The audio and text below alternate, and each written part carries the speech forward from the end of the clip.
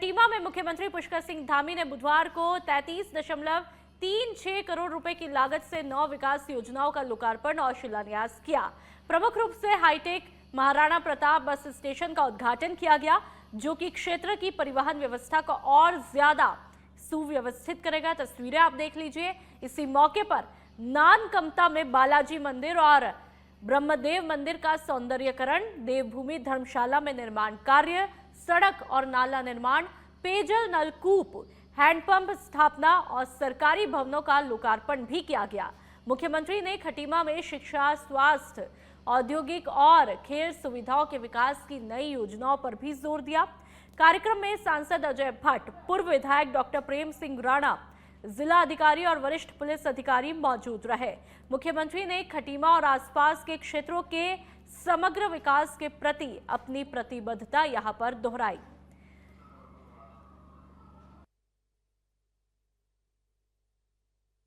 लगभग 11 करोड़ से अधिक की लागत से ये लगभग 2.5 एकड़ जमीन पर यहाँ पर हाईटेक बस स्टैंड का आज लोकार्पण हुआ है और इसके लोकार्पण हो जाने से यात्रियों को बहुत सुविधा मिलेगी और जो बसें हमारे शहर के अंदर से आती थी उनको भी यहाँ पर एक अच्छा स्थान मिल जाएगा, यात्रियों को भी बड़ी सुविधा होगी। लंबे समय से इसकी प्रतीक्षा थी और ये शुरू होने से केवल खटीमा के आसपास के क्षेत्र के लोगों को अच्छा साधन मिलेगा, अच्छी सुविधा होगी और रोजगार के क्षेत्र में भी लोगों को, पर्यटन के क्षेत्र में भी और विकास के क्षेत्र में, सभी क्षेत्रों में अच्छा होगा। अर्थव्यवस्था की दृष्टि से, व्यापार की दृष्टि से। सीएम पुष्कर सिंह धामी ने प्रदेशवासियों को मकर संक्रांति और उत्तरायणी पर्व की हार्दिक शुभकामनाएं दी है। इस मौके पर अपने संदेश में मुख्यमंत्री ने समस्त प्रदेशवासियों के सुख, शांति, समृद्धि और उत्तम स्वास्थ्य की कामना की है।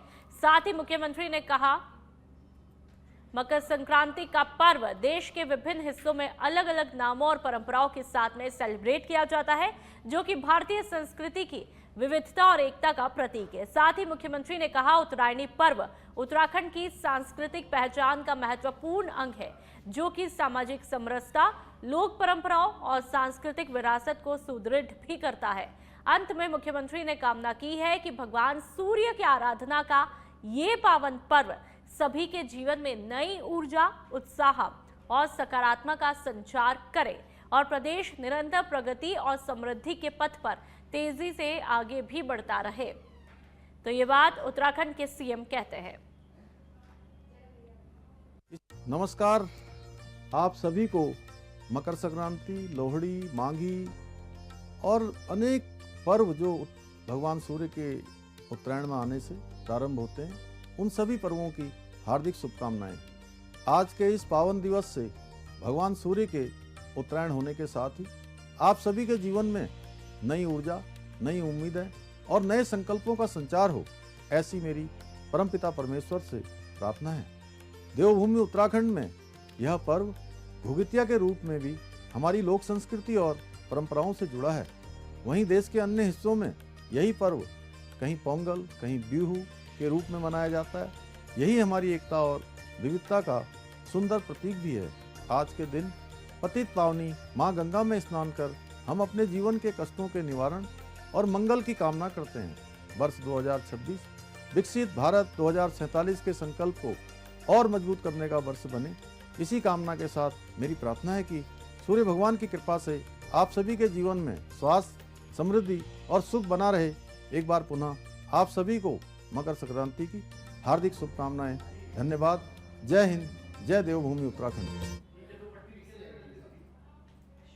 और अब खबर चंपावत से। आस्था, सौंदर्य और चमत्कारों का दिव्य संगम श्री बालेश्वर धाम गुलाना सेरी में स्थित यह पावन स्थल है, जहां पर कण कण में भगवान शिव की उपस्थिति का अनुभव होता है। मान्यता है कि यह धाम रामेश्वरम से भी प्राचीन है और त्रेता युग से इसका संबंध भी बताया जाता है। कठिन और दुर्गम मार्गों के बावजूद आज भी बड़ी संख्या में श्रद्धालु यहां पर दर्शन के लिए पहुंचते हैं। धाम के पुजारी आनंद वल्लभ भट्ट बताते हैं कि प्राचीन काल में यहाँ मुख्य मंदिर के साथ ही 22 अन्य मंदिर भी थे, जिनमें सूर्य मंदिर प्रमुख था। 8वीं शताब्दी में हुई अतिवृष्टि और जल प्रलय में अधिकांश मंदिर क्षतिग्रस्त हो गए, जिनके अवशेष आज भी परिसर में देखे जा सकते हैं। इतिहास के मुताबिक मुगल आक्रांताओं ने भी मंदिर को नुकसान पहुंचाने का प्रयास किया था, शिवलिंग पर किए गए प्रहार के निशान आज भी मौजूद है, जो कि इस धाम के संघर्षपूर्ण इतिहास की गवाही देते हैं।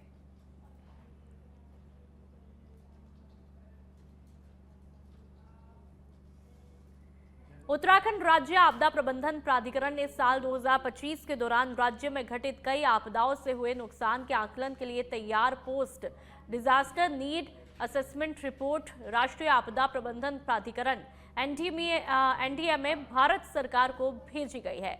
इस रिपोर्ट में आपदाओं के कारण सामाजिक अवसंरचना, उत्पादक और क्रॉस कटिंग क्षेत्रों में हुए नुकसान, क्षति, पुनर्वास और पुनर्निर्माण आवश्यकताओं का विस्तृत और क्षेत्रवार आकलन भी पेश किया है।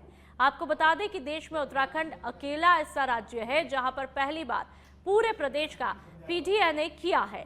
सचिव आपदा प्रबंधन और पुनर्वास विनोद कुमार सुमन ने बताया कि इस रिपोर्ट के आधार पर केंद्र सरकार से आवश्यक वित्तीय सहयोग प्राप्त होगा, जिससे प्रभावित क्षेत्रों में आजीविका संरक्षण और बुनियादी ढांचे को बिल्ड बैक बेटर सिद्धांत के अनुरूप सुदृढ़ किया जा पाएगा। पीडीएनए की रिपोर्ट हम लोगों ने भारत सरकार को और एनडीएमए को 31 दिसंबर 2025 को भेज दिया था। उसमें जो कुछ हम लोगों ने रखा था, उसमें जो डैमेजेस हैं वो 3792 करोड़ के, लॉसेस जो हैं वो 312 करोड़ के, और जो नुकसान हुआ है उसकी भरपाई करने के लिए किस तरह से हमें काम करना होगा, कैसे बेटर बनाना होगा, कैसे मजबूती प्रदान करनी होगी, वो सब मिला के 10,998 करोड़ रुपये। इस प्रकार कुल 15,103 करोड़ रुपए का प्रस्ताव भारत सरकार को भेजा है। भारत सरकार के स्तर पर उस पर परीक्षण चल रहा है और उम्मीद हम करते हैं कि हमें कुछ धनराशि जल्दी मिल पाएगी। देखिए, इसमें सोशल सेक्टर है, इंफ्रास्ट्रक्चर है, प्रोडक्टिव सेक्टर है, सभी सेक्टरों में सड़क, बिजली, पानी, तमाम चीज़ों पे नुकसान हुआ है। तमाम लोगों की जान गई है, तमाम पशुओं की डेथ हुई है, इंफ्रास्ट्रक्चर को नुकसान हुआ है। तो सब मिला जुला के सब चीज़ें हैं ये। देखिए, बहुत सारे सेक्टर में ना प्रभाव पड़ा है। जब रास्ता बंद हो गया, बिजली की आपूर्ति बाधित हुई, पानी की आपूर्ति बाधित हुई, सड़क मार्ग बाधित हुआ, तो उसके कारण पूरे मानव जीवन पे बहुत सारे एक्टिविटी। और अब देहरादून से खबर। राजधानी देहरादून के मियांवाला क्षेत्र में रहने वाले पार्थ परमार का उत्तराखंड अंडर 14 के आयु वर्ग की क्रिकेट टीम में चयन होने से उनके घर में खुशी की लहर दौड़ पड़ी है। परिवार और क्षेत्रवासियों की तरफ से उन्हें लगातार बधाई के संदेश भी मिल रहे हैं। क्रिकेट एसोसिएशन ऑफ उत्तराखंड द्वारा पिछले साल दिसंबर माह में छिद्दरवाला स्थित आयुष क्रिकेट अकेडमी में अंडर 14 वर्ग के ट्रायल भी आयोजित किए थे। इन ट्रायल में कुल 20 खिलाड़ियों का चयन उत्तराखंड अंडर 14 टीम के लिए किया गया, जिनमें देहरादून के मियांवाला निवासी पार्थ परमार का चयन एक बल्लेबाज और विकेट कीपर के रूप में हुआ है। तो उत्तराखंड के लिए गर्व की बात है और इससे बच्चे का पूरा परिवार भी गौरवान्वित हुआ है। पार्थ परमार का अंडर 14 वर्ग फीट में दौड़ में चयन हुआ है और सभी के लिए बेहद खुशी का माहौल। मेरा नाम पार्थ परमार है। मैं अंडर 14 उत्तराखंड के लिए सिलेक्ट हुआ हूँ राजसिंह डूंगरपुर ट्रॉफी के लिए, और हमारी टीम इंदौर के लिए रवाना हो रही है। तो हमारे सीईओ के लिए हम बहुत ही धन्यवाद देना चाहते हैं कि इन्होंने ये प्लेटफॉर्म बनाया है और हमने अब इस प्लेटफॉर्म में खड़े उतरना है और रन मारने हैं इस प्लेटफॉर्म में। नहीं, बहुत खुशी की बात है। पिछले 7 सालों से ये लगातार मेहनत कर रहा था, रोज एकेडमी जाना है, अपने प्रैक्टिस करनी है, सब कुछ करना है। तो देर में चयन हुआ, लेकिन खुशी की बात यह है कि जब किसान फसल लगाता है तो जब वो फसल पक जाती है तो उसका उचित मूल्य मिलता है। इसी तरह मुझे भी ऐसा लगा कि पिछले 2 साल इसका चयन नहीं हुआ तो थोड़ा निराशा हुई, लेकिन अब ऐसा लगा है कि सीईओ ने देखा है कि अब लड़का पूरा पक चुका है, तैयार हो चुका है, इतने मैच का अनुभव है, इतने शतक मार दिए, अच्छा विकेट कीपर है। इसने जो मेहनत की है उसका कुछ मूल्य नहीं है। ये दिन रात मेहनत करता है और पढ़ाई के साथ साथ खेल में भी इसका पहली रुचि इसकी खेल में है और पढ़ाई बाद में करता है। लेकिन मेहनत इतनी है इसकी कि सुबह अपनी पढ़ाई कर लेगा, उसके बाद ये अकेडमी चल जाएगा, फिर दिन में खाना खाने घर आएगा, फिर वो शाम को फिर अकेडमी। और देहरादून से एक और खबर। उत्तराखंड में इन दिनों शीतकालीन चार धाम यात्रा जारी है, जिसके चलते तीर्थयात्री शीतकालीन प्रवास स्थलों पर पूजा अर्चना कर रहे हैं। शीतकाल के बाद अप्रैल मई में जब चारों धामों के कपाट खुलेंगे तो विधिवत रूप से चार धाम यात्रा भी शुरू होगी। इसे ध्यान में रखते हुए सरकार और प्रशासन तीर्थयात्रियों के लिए बेहतर व्यवस्थाएं करने की तैयारी भी कर रही है। प्रदेश के कैबिनेट मंत्री सौरभ बहुगुणा ने कहा कि चार धाम यात्रा के लिए दुनिया भर से तीर्थयात्री यहां पर आते हैं, इसलिए उनकी सुविधाओं का विशेष ध्यान भी रखा जा रहा है। उन्होंने ये भी बताया कि पिछले साल भी विपरीत परिस्थितियों में चार धाम यात्रा सुचारू रूप से चलती रही और बड़ी संख्या में तीर्थयात्री दर्शन के लिए पहुंचे। मंत्री ने सभी लोगों से चार धाम यात्रा में आने की अपील भी की है और आश्वस्त किया है कि सरकार तीर्थ यात्रियों की सुविधा के लिए हर संभव प्रयास भी कर रही है। प्रदेश के उधम सिंह नगर जिले में 4 करोड़ रुपए के कथित फर्जीवाड़े से मानसिक तनाव में आकर 40 साल के किसान सुखवंत सिंह द्वारा आत्महत्या किए जाने से इलाके में हड़कंप मचा हुआ है।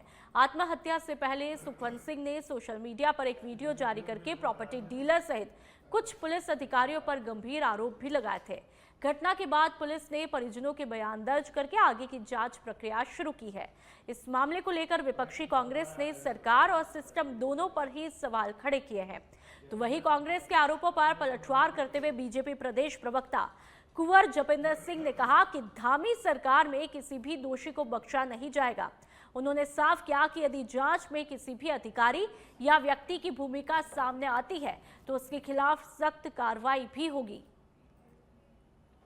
ये जनता पार्टी की सरकार में शासन प्रशासन और विशेष रूप से पुलिस अधिकारियों को स्पष्ट निर्देश हैं कि आपसी किसी भी तरह के विवाद में और जिस तरह की घटनाएं यहाँ उत्तराखंड में जमीन जायदाद से लेकर सिविल मैटर्स हैं, उसमें किसी भी तरह की दखल अंदाजी और एक तरफा सपोर्ट अधिकारी बिल्कुल कतई भी ना करें, क्योंकि जनता की सुरक्षा के लिए पुलिस विभाग है, शिकायतें सुनने के लिए हैं और पीड़ित को इंसाफ देने के लिए हैं। और ऐसे में अगर कहीं पीड़ित को इंसाफ नहीं मिलता और इस तरह का कोई प्रकरण निकलकर सामने आता है तो भारतीय जनता पार्टी के सुशासन में माननीय मुख्यमंत्री जी का स्पष्ट निर्देश है कि जो भी इसमें गलत पाया गया, वो चाहे बड़े से बड़े पद पर बैठा हुआ अधिकारी हो या समाज में किसी और क्षेत्र से जुड़ा हुआ व्यक्ति हो, किसी भी तरह का उत्पीड़न और किसी भी तरह के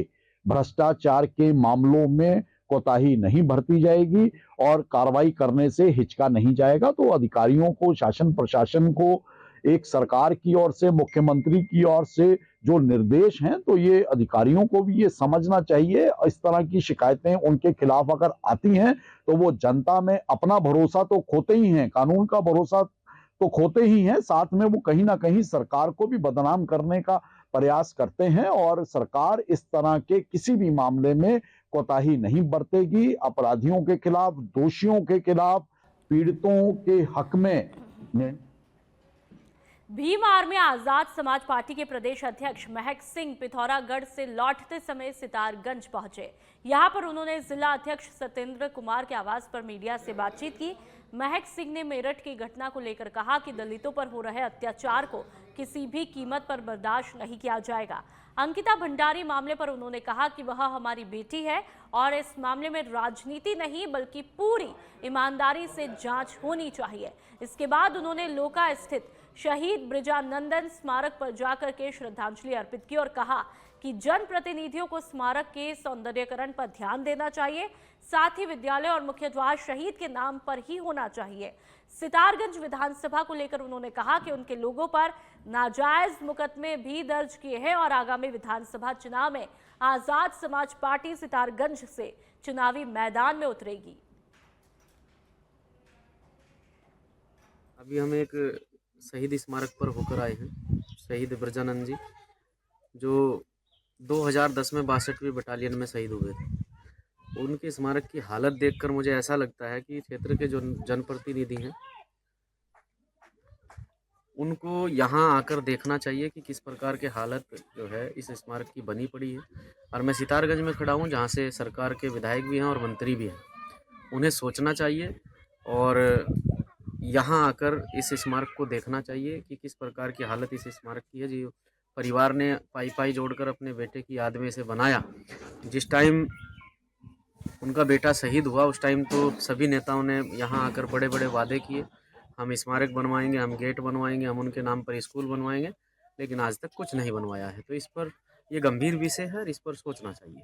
ये जिस प्रकार के हालात प्रदेश के रहे, जिस प्रकार की ऑडियो रिकॉर्डिंग वायरल हुई और फिर प्रदेश में किस प्रकार का माहौल बना, मैंने पहले भी कहा, मैं अब भी इस बात को कह रहा हूँ कि न्याय प्रक्रिया सबके लिए समान होनी चाहिए। अंकिता हमारी बहन है, बेटी है, इस उत्तराखंड की बेटी है, लेकिन जब कोई घटना इसी प्रदेश में खासतौर से दलित समाज के साथ घट जाती है तो वहाँ पर भी हमें विचार करना चाहिए और सबको मिलजुल कर उसकी लड़ाई लड़नी चाहिए। हमारे यहाँ क्या है कि अगर कोई घटना घटती है, जैसे अभी मेरठ में घटना घटी और घटनाक्रम को अंजाम देने वाला एक।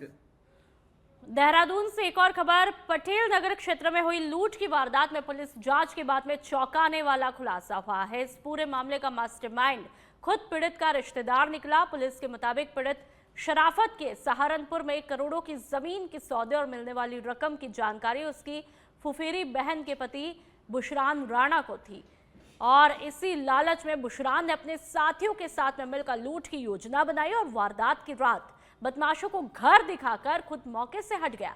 बदमाशों ने तमंचे और चाकू के बल पर घर में घुसकर परिजनों से मारपीट की और नकदी और गहने दोनों ही लूट लिए। हालांकि सौदा रद्द होने से बदमाशों को करीब 1 लाख रुपए ही मिल पाए। पुलिस ने सीसीटीवी फुटेज और मुखबिर तंत्र की मदद से 5 आरोपियों को गिरफ्तार किया है। आरोपियों के पास से नकदी, अवैध हथियार और कारतूस बरामद किए हैं। बाकी के गहनों की बरामदगी के लिए पुलिस रिमांड पर लिया जा रहा है। तो ये तस्वीरें 5 आरोपी की।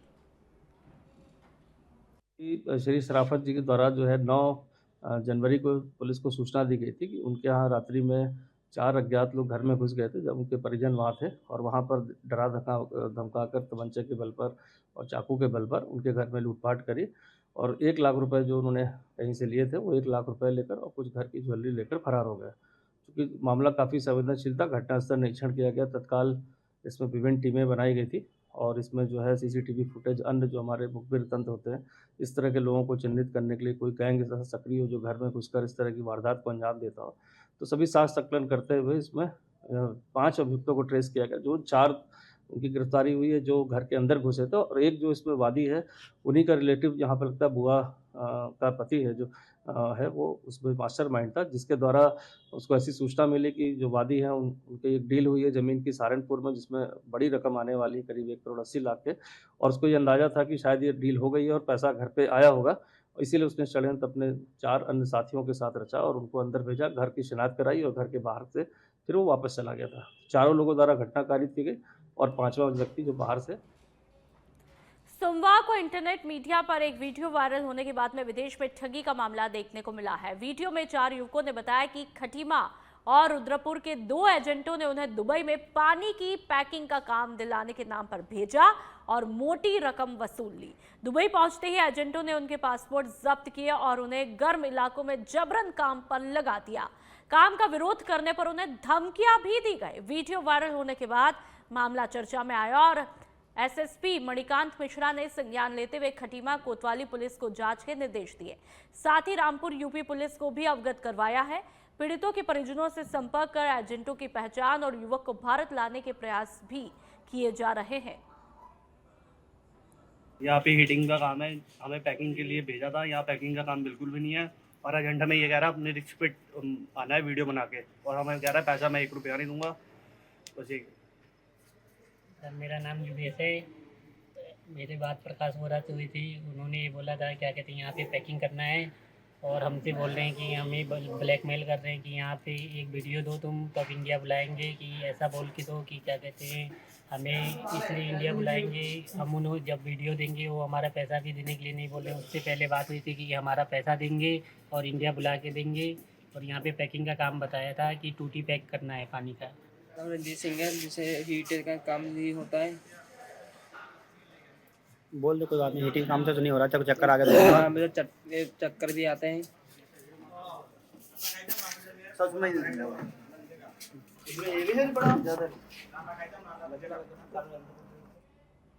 और अब हरिद्वार की बात करेंगे। मकर संक्रांति स्नान पर्व पर धर्म नगरी हरिद्वार में आस्था का अद्भुत नजारा देखने को मिल रहा है।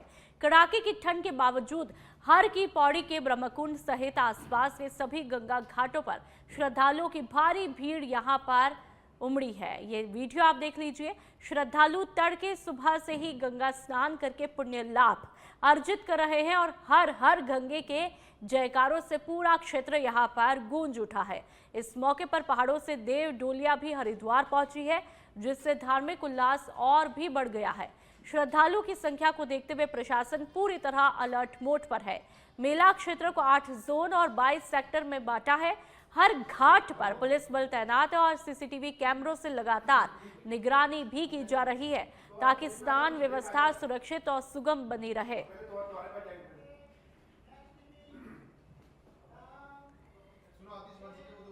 देहरादून के दून अस्पताल में आभा आईटी को लेकर के सकारात्मक माहौल देखने को मिल रहा है। चिकित्सा अधीक्षक डॉक्टर रविंदर सिंह बिष्ट ने बताया कि आभा आईटी केंद्र सरकार की एक इनोवेटिव पहल है, जिसके जरिए मरीजों का मेडिकल डेटा डिजिटल रूप से सुरक्षित और व्यवस्थित किया जा रहा है।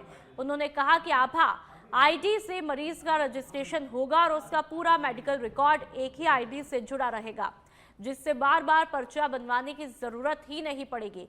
दून अस्पताल की ओपीडी में रोजाना 2,500 से 3,000 मरीज आते हैं, जिन्हें सीमित समय में संभालना चुनौतीपूर्ण होता है।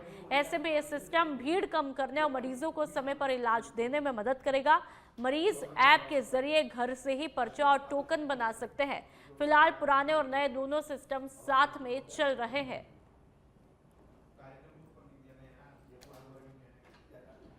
देखिए, ये एक गवर्नमेंट के द्वारा चलाया गया एक बहुत ही इनोवेटिव तरीका है, जो कि हम अपना मेडिकल डेटा को मैनेज करने के लिए पेशेंट के। इसमें होना क्या है कि एक आभा आईडी के थ्रू सबका रजिस्ट्रेशन बनेगा। मरीज को इससे काफ़ी बेनिफिट होने वाले हैं कि उसके सारे डेटा उसे अब मेंटेन करने की ज़रूरत नहीं होगी। आभा आईडी के थ्रू उनके उसके कार्ड में स्टोर रहेंगे, तो जब भी कहीं किसी भी डॉक्टर के पास जाता है तो डायरेक्टली उस कार्ड के थ्रू हो जाता है। हमारे सेटअप में इसका बेनिफिट ये है कि जैसे कि आप लोगों ने देखा होगा कि हमारी ओपीडी करीब 2,500 से 3,000 के आसपास जा रही है पर डे की लगभग। तो 6 घंटे के अंदर 2,500 से 3,000 पेशेंट्स को मैनेज करना, उनका टाइमली पर्चा बनना, भीड़ को कम से कम हो और मरीज़ को दिक्कत ना हो, इसके लिए इसकी बहुत हेल्प होने वाली है। इसके थ्रू मरीज़ ऐप डाउनलोड करके घर पे ही अपना पर्चा बना सकता है, अपना टोकन लेके यहाँ पे अपना पर्चे की। और अब खबर चंपावत से। सुशासन केवल नीतियों से नहीं बल्कि नियत और नेतृत्व के समन्वय से आकार लेता है। उत्तराखंड के सीमांत जनपद चंपावत में आज यही समन्वय धरातल पर भी देखने को मिल रहा है। मुख्यमंत्री पुष्कर सिंह धामी के द्वारा जिलाधिकारी मनीष कुमार की सार्वजनिक प्रशंसा इस बात का प्रमाण है कि जब प्रशासन संवेदनशील, सक्रिय और जनमोन्मुखी होता है तो परिणाम खुद बोलने लगते हैं। मुख्यमंत्री ने साफ शब्दों में स्वीकार किया कि जिला अधिकारी की कर्मठता और संवेदनशील कार्यशैली के चलते उनका निर्वाचन क्षेत्र चंपावत हर क्षेत्र में मॉडल जिला बन करके उभर रहा है। ये वक्तव्य केवल औपचारिक सराहना नहीं बल्कि जमीनी हकीकत का आईना भी है। जन जन की सरकार, जन जन के द्वार जैसे महत्वाकांक्षी कार्यक्रम की समीक्षा में चंपावत का अग्रिम पंक्ति में खड़ा होना इस सशक्त प्रशासनिक मॉडल की सफलता को भी रेखांकित करता है। तो वहीं जिलाधिकारी मनीष कुमार का कहना है कि मुख्यमंत्री की सराहना उनके लिए सम्मान के साथ में जिम्मेदारी भी है, प्रशासनिक परिपक्वता का परिचायक भी है। यदि यही गति और समर्पण बना रहा तो चंपावत न केवल राज्य बल्कि देश के लिए भी मॉडल जिले के रूप में पहचाना जाएगा।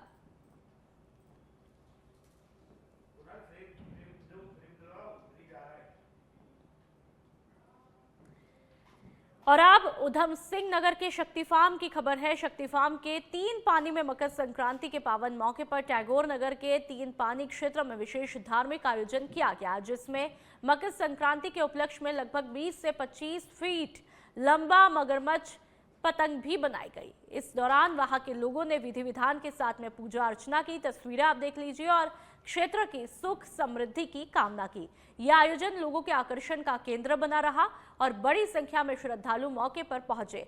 हर साल की तरह इस साल भी मकर संक्रांति पर यहां आयोजन किया गया, जो कि आस्था, परंपरा और सामाजिक एकता का प्रतीक बन गया। हमारे यहाँ पे ये हर साल ही धूमधाम से हम मकर संक्रांति का पूजा करते हैं।